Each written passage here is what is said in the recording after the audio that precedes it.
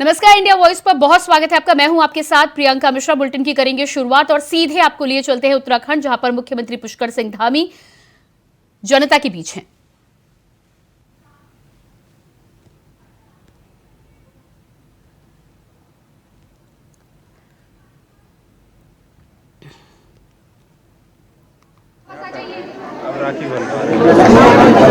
तिब्बती समूह एक आपकी एक कोऑर्डिनेटर, सबकी तरफ से एक राखी, पूरे समूह की तरफ से।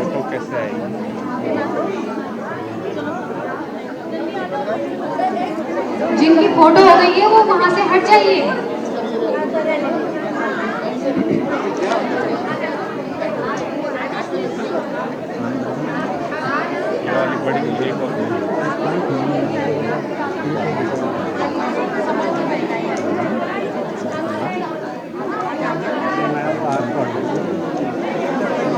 मैम साइड से हो गया चेहरे पे गिने जा रहे ऊपर नीचे करो नीचे और थोड़ा पीछे लाइन लगा लीजिए, लाइन पे ऐसे धक्का मुक्का मत करिए। किसी की बारी नहीं आएगी राखी बांधने की। लाइन लगा लीजिए, सब लाइन में, सब लाइन में। जो एक अध्यक्ष, सिर्फ एक अध्यक्ष। बाकी पहले यहाँ वाले बांध दीजिए, बाकी पीछे वाले रुक जाइए, थोड़ा सा पीछे वाले रुक जाइए।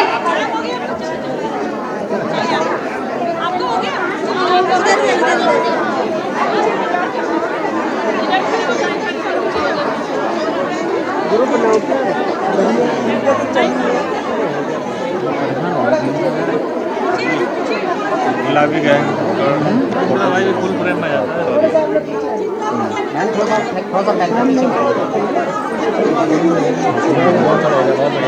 बहुत अच्छा था।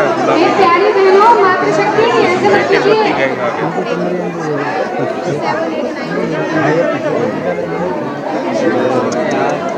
अरे अरे थोड़ा सा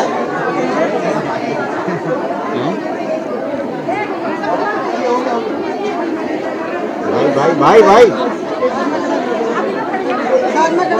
अरे महाराज यार सब बैठ जाइए, नहीं तो राखी फिर हमें दे दीजिए। हम माननीय मुख्यमंत्री जी को दे देंगे अगर आप लोग ऐसी भीड़ करेंगे तो। हो गया डन। ये हमारी रिक्वेस्ट है, हम बार बार रिक्वेस्ट कर रहे हैं आपसे। अगर आप अनुशासनहीनता करेंगे तो अगली बार ये दिक्कत हो जाती है हमें। प्लीज प्लीज प्लीज, आप बुरा मत मानिए।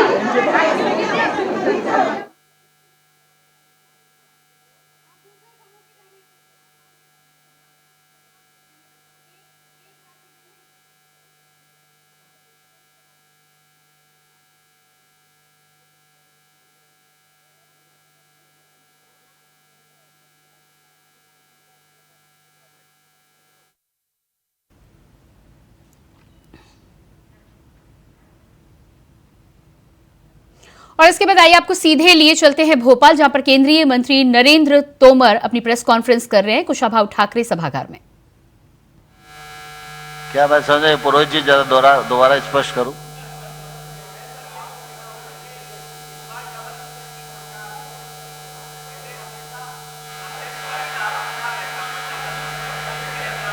नहीं पुरोहित जी आप अपनी जानकारी दुरुस्त कर लो कि पिछले बार भी अध्यक्ष थे और हम भी थे, इस बार भी अध्यक्ष हैं और हम भी हैं।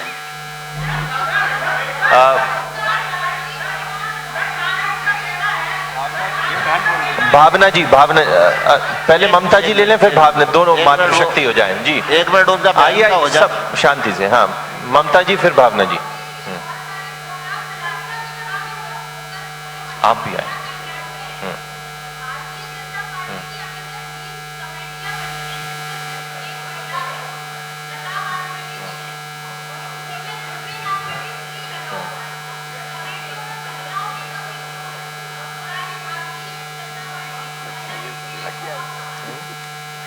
देखिए, भारतीय जनता पार्टी महिलाओं के प्रति पूरी तरह प्रतिबद्ध है।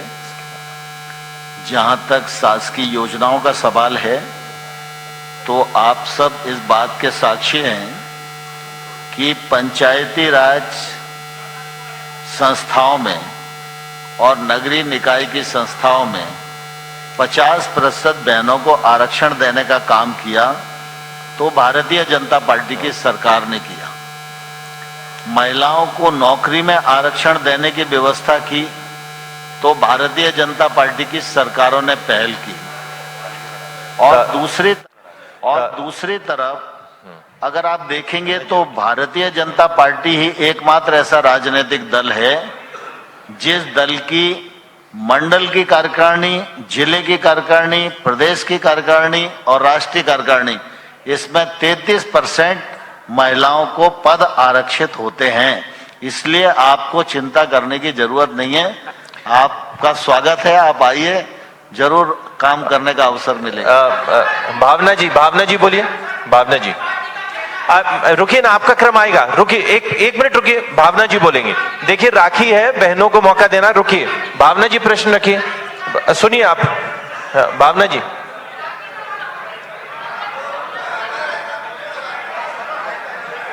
देखिए सबके प्रश्न होंगे, सबके प्रश्न होंगे, शांति से। एक मिनट बैठो। हाँ, आप बोलो।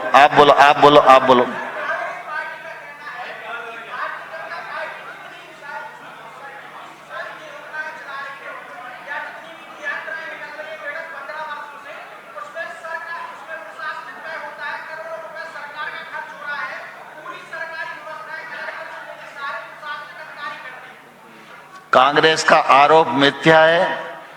जन आशीर्वाद यात्रा भारतीय जनता पार्टी का कार्यक्रम है और भारतीय जनता पार्टी के कार्यक्रम को कार्यकर्ता के दम पर पहले भी करते रहे और आगे भी करेंगे। सुचंदा जी, बहन जी को जरा। भावना जी, सुचंदा जी, सभी भाई साहब आग्रह कर दीजिए। सबसे पहले भावना जी प्रश्न रखते हैं, फिर सुचंदा जी। भाई साहब बता दीजिए, सबके प्रश्न लेंगे जी। हाँ, भावना जी बोलिए।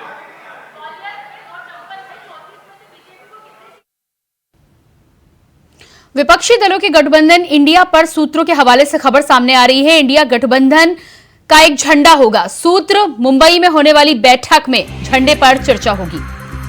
तो इस समय की ब्रेकिंग न्यूज आपको बता रहे हैं। विपक्षी दलों के गठबंधन इंडिया को लेकर इस समय जानकारी सामने आ रही है। सूत्रों के हवाले से खबर है कि इंडिया गठबंधन का झंडा एक होगा। मुंबई में होने वाली बैठक में झंडे पर चर्चा होगी। सूत्रों के हवाले से यह जानकारी आपको बता रहे हैं। इस वक्त की अहम जानकारी, आने वाली इंडिया गठबंधन की बैठक में झंडे को लेकर हो सकती है चर्चा। राज्यों में अपने अपने चिन्ह पर चुनाव लड़ेंगे दल। इंडिया गठबंधन का एक झंडा होगा, यानी कि लोकसभा चुनाव की बात की जाए तो एक झंडे पर चर्चा होने की खबरें सूत्रों के हवाले से आ रही हैं। सितंबर से विपक्षी गठबंधन में तैयारियां होंगी शुरू। राज्यों में अपने अपने चिन्ह पर चुनाव लड़ेंगे दल। लेकिन राज्यों की बात की जाए तो अपने अपने दल का यहां पर बात आ रही है। लोकसभा चुनाव की बात करें, केंद्रीय स्तर पर बात करें तो एक झंडे होने की बात सामने आ सकती है। मायावती के प्रस्ताव पर मुंबई में बैठक होगी। बैठक में होगी चर्चा। सूत्रों के हवाले से यह जानकारी। विपक्षी दलों के गठबंधन इंडिया पर सूत्रों के हवाले से खबर।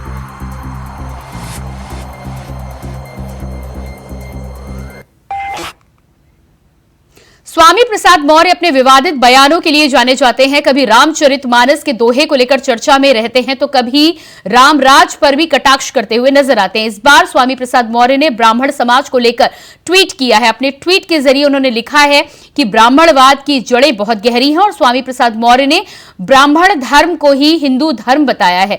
2024 लोकसभा चुनाव से पहले स्वामी प्रसाद मौर्य का यह विवादित बयान राजनीति में हलचल बढ़ाने वाला साबित हो रहा है। उन्होंने कहा है कि ब्राह्मणवाद की जड़ें बहुत गहरी हैं और सारी विषमता का कारण भी ब्राह्मणवाद ही है। हिंदू नाम का कोई धर्म है ही नहीं। हिंदू धर्म केवल एक धोखा है, छलावा है। सही मायने में जो ब्राह्मण धर्म है उसी ब्राह्मण धर्म को हिंदू धर्म कहकर इस देश के दलितों, आदिवासियों, पिछड़ों को अपने धर्म के मकड़जाल में फंसाने की ये एक साजिश है। अगर हिंदू धर्म होता तो आदिवासियों का भी सम्मान होता, दलितों का भी सम्मान होता, पिछड़ों का भी सम्मान होता। लेकिन क्या विडंबना है। तो ये ट्वीट स्वामी प्रसाद मौर्य का एक बार सामने आया है और ये ट्वीट सामने आने के बाद राजनीतिक गलियारों में हलचल तेज हो गई है। स्वामी प्रसाद मौर्य इससे पहले भी इस तरह के बयान देकर चर्चाओं में बने रहते थे और एक बार फिर इस तरह का बयान सामने आया है। ब्राह्मणवाद की जहरें बहुत गहरी हैं और सारी विषमता का कारण भी ब्राह्मणवाद ही है। हिंदू धर्म नाम की कोई धर्म है ही नहीं। हिंदू धर्म केवल धोखा है।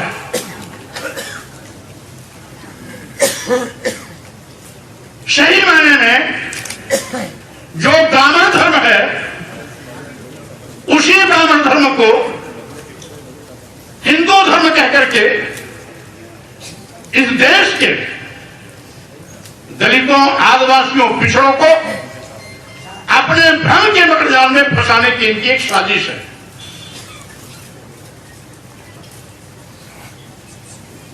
अगर वो हिंदू धर्म होता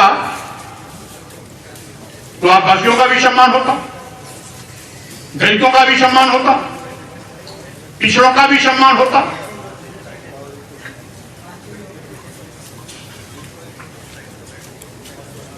लेकिन क्या विडंबना है कि अभी पूरे देश में आजादी के 75 सालवें के उपलक्ष्य में जश्न मनाया गया अमृत महोत्सव।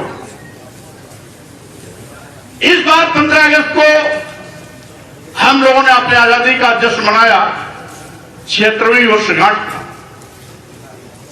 यानी आजादी के 76 साल बीतने के बाद भी इस देश की प्रथम नागरिक, संविधान प्रमुख, राष्ट्रपति के पद पर आसीन द्रौपदी मुर्मू जी को कौन सी ताकत है जो मंदिर में जाने से रोककर अखबार की कड़वी वोट पीने के लिए मजबूर करती है? कि उन्हीं के अधीन मंत्रिमंडल का एक मंत्री उन्हीं की मौजूदगी में मंदिर के गर्भगृह में जाके पूजा करता है क्योंकि ऊंची जात का है। और द्रौपदी मुर्मू जी को इसलिए रोक दिया जाता है राष्ट्रपति होने के बावजूद भी क्योंकि वो आदिवासी समाज की है। तो क्या आदिवासी समाज अगर हिंदू होता तो उनके साथ में बर्ताव होता क्या? ये हिंदू नहीं मानते। हम भले पागल होकर के हिंदू के नाम पे मरे, लेकिन ब्राह्मणी व्यवस्था के चतुर चालाक लोग आज भी हमको आदिवासी मानते हैं। प्रधानमंत्री नरेंद्र मोदी ने आज रोजगार का तोहफा दिया है। प्रधानमंत्री मोदी ने 51,000 युवाओं को नियुक्ति पत्र बांटे। पीएम मोदी ने कहा कि देश में इंफ्रास्ट्रक्चर का तेजी से विकास हो रहा है, रोजगार के अवसर पैदा हो रहे हैं, युवा देश की सेवा कर रहे हैं। प्रधानमंत्री नरेंद्र मोदी ने वीडियो कॉन्फ्रेंसिंग के माध्यम से रोजगार मेले के तहत लगभग 51,000 युवाओं को नियुक्ति पत्र दिए। इस मौके पर पीएम मोदी ने कहा कि युवा देश की सेवा करना चाहते हैं। मैं उन सभी को बधाई देता हूं जिन्हें आज नियुक्ति पत्र मिला है। मैं उन्हें इस अमृत काल में भारत की जनता का अमृत रक्षक कहता हूं। देश की आजादी के और देश के कोटि कोटि जनों के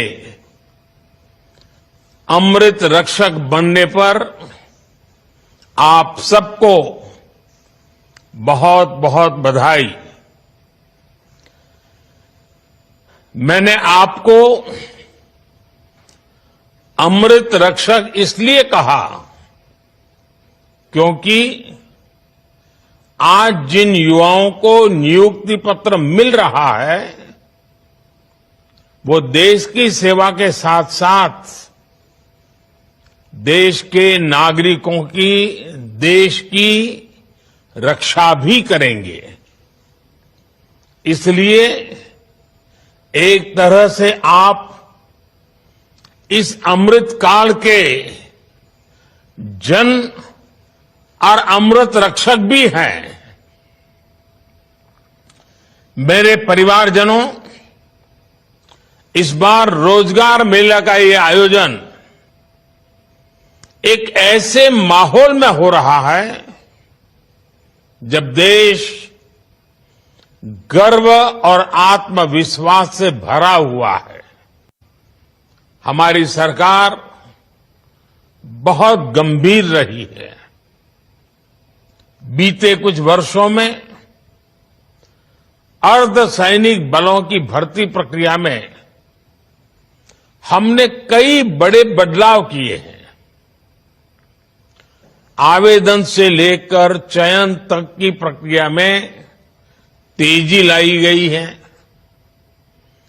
अर्धसैनिक बलों में भर्ती के लिए होने वाली परीक्षा अब 13 स्थानीय भाषाओं में भी कराई जा रही है। पहली ऐसी परीक्षा में सिर्फ हिंदी या अंग्रेजी चुनने का ही विकल्प होता था। अब मातृभाषा का मान बढ़ा है। इस बदलाव से लाखों युवाओं के लिए रोजगार पाने के रास्ते खुल गए हैं। सुरक्षा का वातावरण, कानून का राज विकास की रफ्तार को तेज कर देता है। आप यूपी का उदाहरण ले सकते हैं। कभी यूपी विकास के मामले में बहुत पीछे था और अपराध के मामले में बहुत आगे, लेकिन अब कानून का राज स्थापित होने से यूपी विकास की नई ऊंचाई छू रहा है। कभी गुंडों माफिया की दहशत में रहने वाले उत्तर प्रदेश में आज भयमुक्त समाज की स्थापना हो रही है। कानून व्यवस्था का ऐसा शासन लोगों में विश्वास पैदा करता है और जब अपराध कम हुआ है तो यूपी में निवेश भी बढ़ रहा है, इन्वेस्टमेंट आ रहा है। मेरे परिवारजनों, आजकल आप लगातार पढ़ते भी हैं और देखते भी हैं कि भारत दुनिया की सबसे तेजी से बढ़ती हुई अर्थव्यवस्था है। भारत इस दशक में टॉप 3 अर्थव्यवस्था में शामिल हो जाएगा और ये गारंटी जब मैं आपको देता हूं ना, बड़ी जिम्मेवारी के साथ मेरे देशवासी, मेरे परिवारजनों को ये मोदी गारंटी देता है। और इसके बाद आइए आपको सीधे लिए चलते हैं कासगंज, जहां पर मुख्यमंत्री योगी आदित्यनाथ बाढ़ पीड़ितों से मुलाकात कर रहे हैं।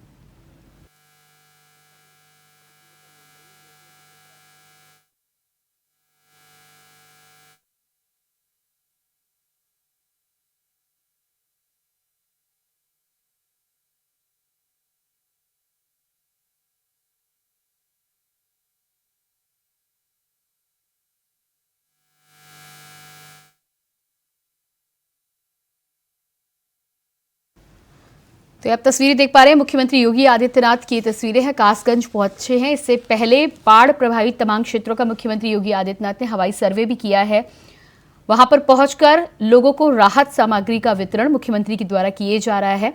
अलग अलग जिलों में जिस तरह से बाढ़ आने की वजह से लोगों का जीवन अस्त व्यस्त हुआ है, ऐसे में मुख्यमंत्री योगी आदित्यनाथ ने खुद बाढ़ प्रभावितों के बीच पहुंचकर उनसे संवाद किया है, उनसे बातचीत कर रहे हैं, लोगों की समस्याओं के बारे में जान रहे हैं और साथ ही साथ राहत सामग्री के वितरण के साथ मुख्यमंत्री योगी आदित्यनाथ ने इस बात का ऐलान भी किया है कि किसानों को जितना नुकसान बाढ़ की वजह से हुआ है उसका मुआवजा सरकार के द्वारा उन्हें प्रदान किया जाएगा। तो ये तस्वीरें आप कासगंज से देख पा रहे हैं। मुख्यमंत्री योगी आदित्यनाथ इस समय कासगंज में बाढ़ प्रभावित क्षेत्र का दौरा करते हुए बाढ़ पीड़ितों से मुलाकात कर रहे हैं और उसके बाद राहत सामग्री का वितरण कासगंज में करेंगे।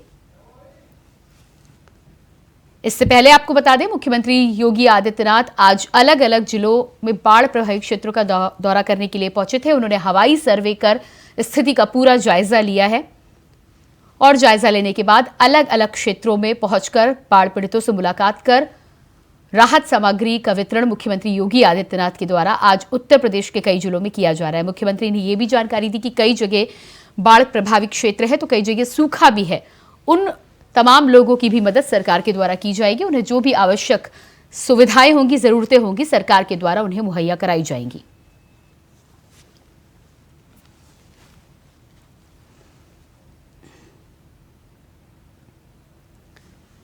तो लगातार आप मुख्यमंत्री योगी आदित्यनाथ को लाइव देख पा रहे हैं। कासगंज की तस्वीरें हैं जो आप अपने टेलीविजन स्क्रीन पर इस समय देख पा रहे हैं।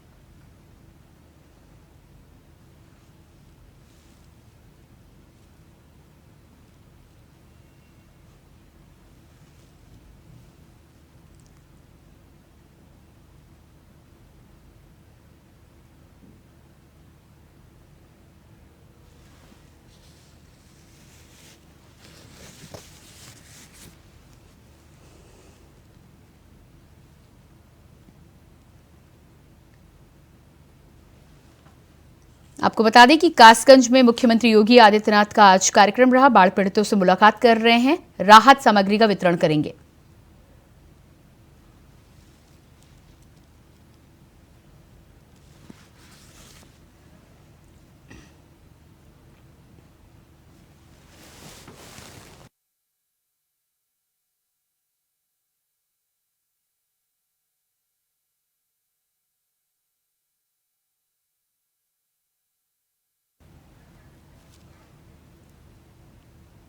नीरज चोपड़ा ने बुडापेस्ट में चल रही वर्ल्ड एथलेटिक्स चैंपियनशिप में जावलिन थ्रो में गोल्ड मेडल जीतकर इतिहास रच दिया है। उन्होंने दूसरे राउंड में 88.17 मीटर के अपने बेस्ट थ्रो के साथ गोल्ड मेडल पर कब्जा जमाया।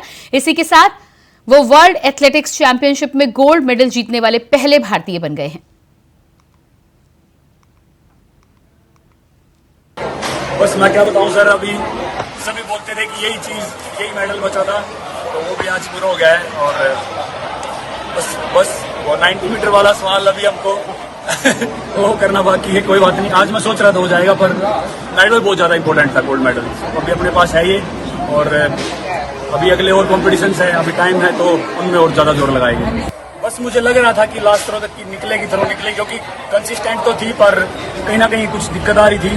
पहली थ्रो मैं सोच रहा था कि काफ़ी अच्छे से लगाऊंगा, पर टेक्निकली कुछ प्रॉब्लम रही उसमें। तो पहली थ्रो अच्छी ना लगे, थोड़ा हो ही जाता है कि फिर खुद को पुश किया। और मुझे थोड़ा सा बहुत ज़्यादा सोच रहा था थ्रोइंग के बारे में, मैं बहुत ज़्यादा केयरफुली चल रहा था। मैं मतलब स्पीड में 100% नहीं जा पा रहा था। अगर मेरा स्पीड में रन में ना हो तो मुझे कहीं ना कहीं कुछ कमी महसूस होती है। तो मुझे बस अपने आप को बिल्कुल फिट करना है और बस 100% रनवे फास्ट भागना है और बस पूरा जोर लगाना है, वही चीज़ मुझे करनी है। ये बहुत ही खुशी की बात है कि अपना देश भारत विश्व में कई क्षेत्रों के अंदर और एक प्रकार से अपनी चैंपियन की भूमिका निभाते हुए आगे बढ़ रहा है। इसी कड़ी में नीरज चोपड़ा जो अपने हरियाणा का एक बेस्ट एथलेटिक्स है, उसने भी विश्व एथलेटिक्स चैंपियनशिप में गोल्ड मेडल जीता है। और ये और भी बड़ी खुशी की बात है कि भारतवर्ष का पहला युवक जिसने ये उपलब्धि प्राप्त की है। मैं नीरज चोपड़ा को उनके खेल खिलाने में उनका जो सहयोग करते हैं, चाहे उनके कोचेज हैं, उनके परिवार के लोग हैं, उनके साथी खिलाड़ी हैं, उनको सबको बहुत बहुत अपनी ओर से बधाई देता हूं। और मैं आशा करता हूं कि नीरज चोपड़ा युवाओं को प्रेरणा देकर के इसी प्रकार हरियाणा का, न केवल हरियाणा का बल्कि देश का नाम भी ऊंचा करने में अन्य युवक उनसे प्रेरणा लेंगे। ये एक बहुत ही बड़ी अचीवमेंट है हमारे परिवार के लिए, तो है ही। हम मानते हैं कि पूरे हिंदुस्तान के लिए है। वो अब हिंदुस्तान का बेटा है, खाली हम उस पर अपना हक नहीं जता सकते। वो देश के लिए परफॉर्म करता है। या तो है पहचान करी हो और भारत के लिए गोल्ड जीता है, सबने खुशी मनाई है। बड़ी खुशी की बात है जी, मनाओगे, आवेगा जी। चलिए अब आपको 3 तस्वीरें दिखाते हैं जिसमें साफ देखा जा सकता है कि नीरज की जीत के बाद पीएम मोदी ने ट्वीट कर कैसे बधाई दी है। वहीं दूसरी तस्वीर जो आप अपने टीवी स्क्रीन पर देख पा रहे हैं उसमें मुख्यमंत्री योगी आदित्यनाथ ने भी नीरज चोपड़ा को ट्वीट कर बधाई दी है। साथ ही तीसरी तस्वीर में मुख्यमंत्री पुष्कर सिंह धामी ने ट्वीट किया है जिसमें उन्होंने ट्वीट कर गोल्डन बॉय नीरज चोपड़ा को बधाई प्रेषित की है।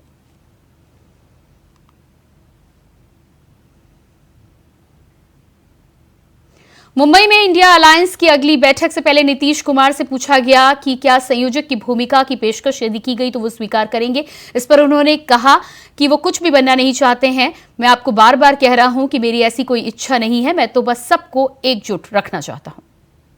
हमको कुछ नहीं बनना है, हम तो आपको बराबर कह रहे हैं, वो दूसरे लोगों को बनाया जाएगा, हमारी कोई इच्छा नहीं। हम तो सबको एकजुट करना चाहते हैं और सब मिल करके करें। हमको कुछ व्यक्तिगत नहीं चाहिए, हम तो सबके हित में चाहते हैं। इसलिए ये कभी मत सोचिए कि हम लोग कुछ चाहते हैं, वो सब बात नहीं। हम लोग तो सबको एकजुट कर रहे हैं। हमको तो नहीं मालूम है, उन लोगों की किसी बात पर हम ध्यान ही नहीं देते।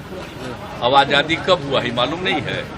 आज उसको आज़ादी की बात के बारे में मालूम नहीं है, इसका मतलब वो कितना इलीगल है। इसे छोड़िए ना उन सब।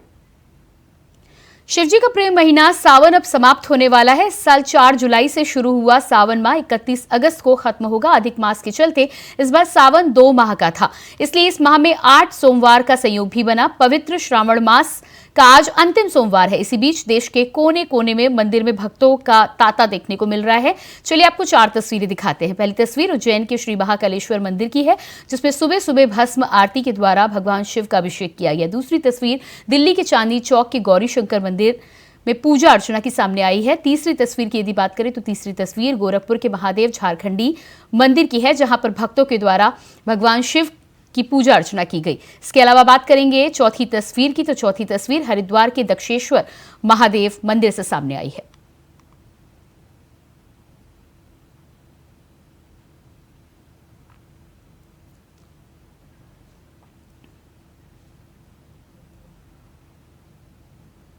और इसी के साथ फिलहाल इस बुलेटिन में इतना ही। खबरों के लिए बने रहिए इंडिया वॉइस के साथ। नमस्कार।